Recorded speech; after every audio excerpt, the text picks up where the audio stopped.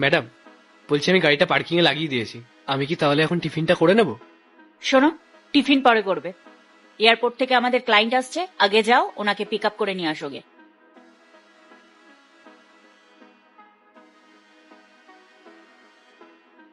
Madam, এই যে আমি ওনাকে নিয়ে এসেছি।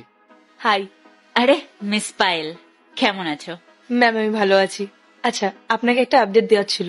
আমাদের ফ্র্যাঞ্চাইজিটা আমরা 30 তারিখের বদলে নেক্সট মান্থের 6 তারিখে ওপেন করব। ঠিক আছে, ডেট নিয়ে কোনো প্রবলেম হবে না, ওটা তুমি যেটা ডিসাইড করবে সেটাই হবে। ম্যাডাম, বলছি আমার তো এখন কাজটা হয়ে গেছে, আমি কি এখন টিফিনটা করে নেব? গোপাল, তুমি তোমার টিফিনটা পরে করবে, আগে যাও ম্যাডামের জন্য এক কাপ কফি নিয়ে আসো। ম্যাম, আমি কফি নিয়ে আসবো? কফি আনার জন্য তো ওয়েটার আছে। আমি যাই না, আমার না খুব খিদে পেয়েছে, আমি আমার টিফিনটা একবার করে নি। গোপাল, তোমার কি কোনো বুদ্ধি নেই? সামনে ক্লায়েন্ট দাঁড়িয়ে আছে আর তুমি এভাবে আমার সাথে তর্কই করে যাচ্ছ। আরে সব ওয়েটাররাই টিফিন করতে গেছে, তাই জন্যই তোমাকে বলছি তুমি যদি একটু বাদে টিফিন করো তাহলে কি এমন সমস্যা হয়ে যাবে। ছাড়ুন না ওইসব, আপনি ওনাকে টিফিনটা করে নিতে দিন। এমনিও আমি চা কফি খুব একটা পছন্দ করি না। আরে না না, এরম বললে হবে না। গোপাল, তুমি এক কাজ করো, ওনার জন্য চা কফি দুটোই নিয়ে আসো। হুম। চলো আমরা বসে কথা বলি। চলুন। দেখো, আমরা যদি তোমার এলাকায় ফ্র্যাঞ্চাইজি দিই তাহলে কিন্তু তোমাকে প্রথম 6 মাস লস বা ব্রেক ইভেন ধরেই এগোতে হবে। আমি ইনভেস্ট করতে রাজি আছি ম্যাম, বাট কাইন্ডলি আপনি বাকিগুলো একটু দেখে নেবেন। হ্যাঁ হ্যাঁ, ওসব নিয়ে তুমি চিন্তা করো না। তুমি আগে বলো এই ডেকোরেশনটা কেমন লাগছে। তোমার ব্রাঞ্চেও কিন্তু এই ডেকোরেশনই হবে। Okay ma'am. ম্যাম, এই যে আপনার চা আর এই যে কফি। বাহ, চা আর কফি দুটোই চলে এসেছে। নাও, তোমার যেটা পছন্দ তুমি নাও এখান থেকে। ম্যাডাম, এবার আমি গিয়ে আমার টিফিনটা করে নি। আরে কি হচ্ছে গোপাল এগুলো?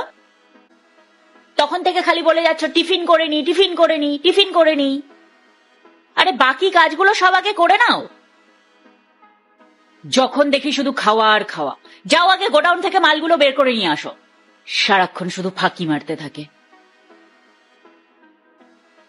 আর তোমাকে যেন কি বলছিলাম, ও এই যে আমাদের রেস্টুরেন্টের মেনু কার্ড, দেখে নাও ঠিকঠাক আছে কিনা। এখানে যে মেনুগুলো আছে এগুলো ছাড়াও যদি তোমার আরো কিছু পছন্দ হয় তাহলে আমাকে বলবে, আমি তোমাদের ফ্র্যাঞ্চাইজির জন্য অ্যাড করে দেব। ও এক্সকিউজ মি, তুমি এগুলো দেখতে থাকো, আমি একটা কল অ্যাটেন্ড করে আসছি। ওকে।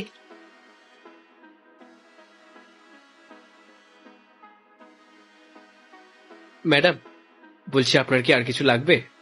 না না, আমার আর কিছু লাগবে না, এটাই যথেষ্ট। আচ্ছা। শোনো, আমার তোমার সাথে কিছু কথা আছে। বসো এখানে। ম্যাডাম, আমি এখানে বসতে পারবো না, আপনি বলুন না কি বলবেন, আমি এখানে দাঁড়িয়েই শুনছি। তুমি আগে এখানে বসো, তারপর আমি কথা বলছি। ম্যাডাম, আমি সামান্য একজন ড্রাইভার, আমি এই টেবিলে কি করে বসতে পারি? তোমাকে তো আমি বসতে বললাম, বসো, কোনো প্রবলেম হলে আমি দেখে নেবো। Okay madam.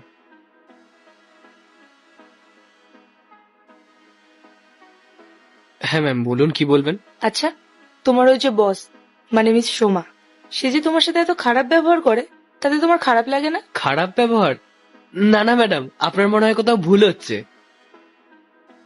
আমাদের ম্যাডাম খুব ভালো মানুষ, উনি কেন আমার সঙ্গে খারাপ ব্যবহার করবেন? কি বলছো কি তুমি এসব? আমি অনেকক্ষণ ধরে এখানে আছি, আর আমি সবটা নোটিস করেছি। আমি খুব ভালোভাবে দেখেছি যে উনি তোমার সাথে কেমন ব্যবহার করছিলেন। আর তুমি ওনার কথা মতনই চলছিলে। উনি তোমাকে দিয়ে ওনার পার্সোনাল কাজও করিয়ে নেন। দেখুন ম্যাডাম, এরকম ভাবে বলবেন না। আপনি আমাদের ম্যাডামের ক্লায়েন্ট, ম্যাডাম আমাদের অনেক সম্মানীয়।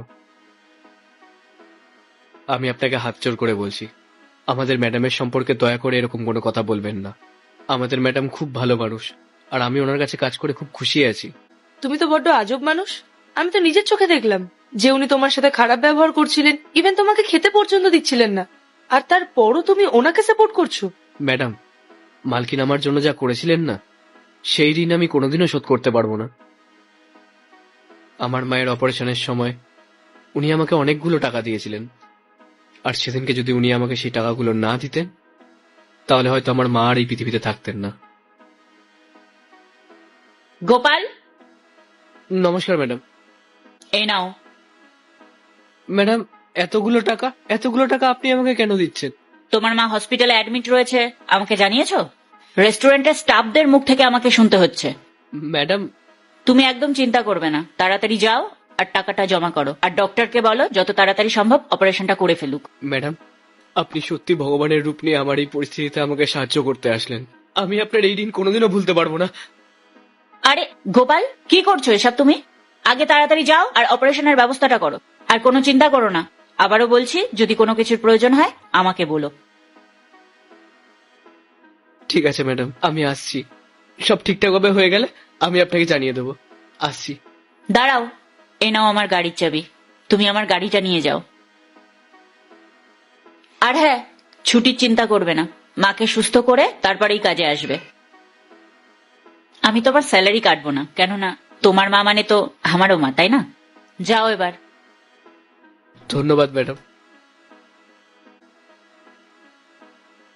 ম্যাডাম, সেদিনকে যদি মালকিন আমার পাশে না থাকতেন, তাহলে হয়তো আমি আমার মাকে আর বাঁচাতেই পারতাম না। তাই উনি যদি আমাকে খেতেও না দেন, তাতেও আমার কোনো দুঃখ নেই। দেখুন, মালিকরা তো কর্মচারীদেরকে দিয়ে কাজ করাবেই, আর তার বদলে তো উনি আমাদেরকে মাইনেও দেন। তাহলে সমস্যা কোথায়? জানেন ম্যাডাম, আমরা যখনই কোনো বিপদে পড়ি, সবার প্রথমে মালকিনই আমাদের পাশে এসে দাঁড়ান। আর একটা কথা জানেন, একজন মালিক এবং একজন কর্মচারীর সম্পর্ক না বিশ্বাসের ওপর টিকে থাকে। কিন্তু তার বদলে যখন কোনো কর্মচারী তার মালিককে ধোঁকা দেয়, তার বিশ্বাস ভাঙে, তখন মালিকদের আর তার কর্মচারীদের ওপর বিশ্বাস আসে না। তাই আমার মনে হয় প্রত্যেকটা কর্মচারীর উচিত তার মালিকের ওপর ভরসা রাখা, আর ঠিক একইভাবে প্রত্যেকটা মালিকেরও উচিত তার কর্মচারীদের ওপর ভরসা রাখা। আর আমি আমার ম্যাডামকে সম্পূর্ণ ভরসা করি আর বিশ্বাস করি যে আমার ম্যাডাম কখনো আমার প্রতি কোনো খারাপ কিছু করবেন না। আর এই যে উনি আমাকে খেতে দেয়নি, এতে কিন্তু আমার একটুও খারাপ লাগেনি। এতে বরঞ্চ আমি খুব খুশি হয়েছি যে মালিকিনের জন্য আমি কিছু করতে পেরেছি। ম্যাডাম, আমি আপনার কাছে হাত জোর করে অনুরোধ করছি, দয়া করে ম্যাডামের সম্পর্কে এরকম মন্তব্য করবেন না। উনি খুব ভালো। উনি এরকম ভাবে বকাবকি করেন ঠিকই, কিন্তু ওনার মনটা খুব ভালো। আমার মালকিন তার কাজটাকে খুব শ্রদ্ধা করে, যেটা প্রত্যেকটা মালিকের করা উচিত। আর আমি ওনার খুব বিশ্বস্ত, যেটা প্রত্যেকটা কর্মচারীর হওয়া উচিত। আচ্ছা, একটা কথা বলি, তোমার মালকিন কিন্তু সত্যি খুব লাকি যে উনি তোমার মতন একজন কর্মচারী পেয়েছেন, যেটা সব মালিকরা পায় না। ম্যাডাম, আপনার আর কিছু লাগলে আমাকে বলবেন। ধন্যবাদ ম্যাডাম। হুম।